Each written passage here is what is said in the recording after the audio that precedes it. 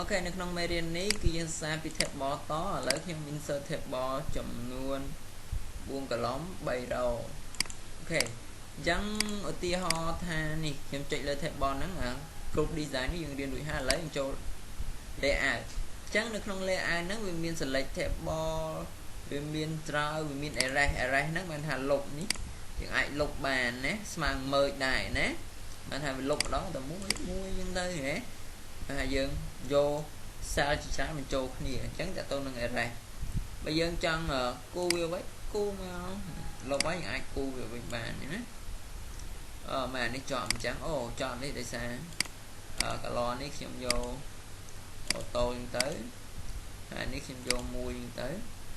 អូខេមក default វាវិញហើយអញ្ចឹងបើសិនណាយើងដាក់ border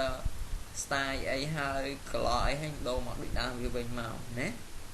អូខេអញ្ចឹង style IT ចេញទៅណាចូលទៅនឹងចូលទៅណាចេញទៅនឹងសុំទោសចេញទៅណាចូលទៅនឹងអាច array ហើយកន្លែង delete table នេះតើតោងនឹង delete តោះឥឡូវតើតោងនឹង delete ឥឡូវ delete វាមានច្រើនវាមាន delete cell delete column delete row delete table ឥឡូវយើងតើតោងការ delete cell វិញឥឡូវខ្ញុំដាក់លេខ1លេខឥឡូវខ្ញុំដាក់អក្សរ A1 B C D 2 3ឥឡូវខ្ញុំចង់លុប cell A1 នេះអញ្ចឹងការលុប delete cell អញ្ចឹង delete cell បើសិនណាខ្ញុំយកពាក្យshift left នេះវាមានអីកាត់ឡើងអញ្ចឹងបានថាវាបាត់អាខាងឆ្វេងនេះបានថាវាលុបអា A1 ហ្នឹងប៉ុន្តែវារំកិលពីអាបន្ទាប់ហ្នឹងមកនេះឃើញទេមកខាងមុខ control វាហើយឥឡូវបើសិនណាខ្ញុំលុបអីគេ delete cell ហ្នឹងឥឡូវខ្ញុំយកពាក្យ cell up វារុញឡើងលើវិញរុញអានេះឡើងលើវិញឃើញទេនេះកន្លែងឡើងលើវិញឥឡូវបើសិនណាខ្ញុំ delete ដែរខ្ញុំ delete cell ដដែលខ្ញុំយក delete entry row បានថាខ្ញុំលុប arrow នេះ arrow ទី1នេះអញ្ចឹងជាមើលទៅទាំងអស់ឃើញទេហើយបើសិនណាខ្ញុំ delete cell ហ្នឹងខ្ញុំយក entry column ទី1អស់ដែរឃើញទេអូខេតែប៉ុណ្្នឹងទៅតងការ delete cell ឥឡូវមួយទៀតទៅតងការ delete column អញ្ចឹងបើសិនណាខ្ញុំឈរអញ្ចឹងខ្ញុំចង់ delete column 2ខ្ញុំ select លើវា2មកខ្ញុំយកពាក្យ delete column នេះចូល layout ចូល delete ហើយ column ឃើញទេ delete ណា delete column ឃើញទេហេតុអីពេលដែលខ្ញុំ delete column ជាទូទៅខ្ញុំ delete column ខ្ញុំមិន select ចេះ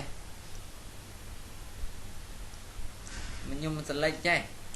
select column ទី1បើសិនណាខ្ញុំ select column អញ្ចេះ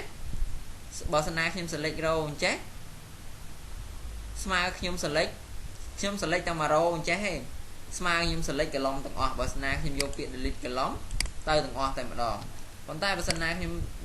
delete column គឺខ្ញុំ select column អញ្ចឹង delete មកខ្ញុំ select column ប៉ុណ្ណឹងមកខ្ញុំអីគេយកពាក្យ delete column ឃើញទេប៉ុន្តែបើសិនណាខ្ញុំ select row អញ្ចេះ select row ទាំងអស់ខ្ញុំយកពាក្យ delete column ទៅទាំងអស់ស្មើយើង select column ទាំងអស់អូខេហើយតើតើការ delete row ក៏ដូចគ្នាការ delete row delete row ទី1បើសិនណាបើខ្ញុំចង់ delete 2ខ្ញុំ select 2ចង់ delete 3 select 3មកប៉ុន្តែបើសិនណាខ្ញុំ select column 1នេះបើសិនណាខ្ញុំយកពាក្យ delete row ស្មើខ្ញុំលុបទាំងអស់ពីព្រោះថាខ្ញុំ select column ទី1នេះស្មើខ្ញុំ select row ទាំងអស់ណាតែប៉ុណ្ណឹងហើយតកតងទៅនឹងការ delete ហើយបើសិនណាខ្ញុំ delete table ស្មើខ្ញុំ delete table ទាំងមូលតែម្ដងណាអូខេតកតងនឹងការ delete នៅក្នុង table មានអីទេមានប៉ុណ្ណឹងអូខេនៅក្នុងមេរៀនក្រោយយើងតកតងនឹងការ insert table ម្ដង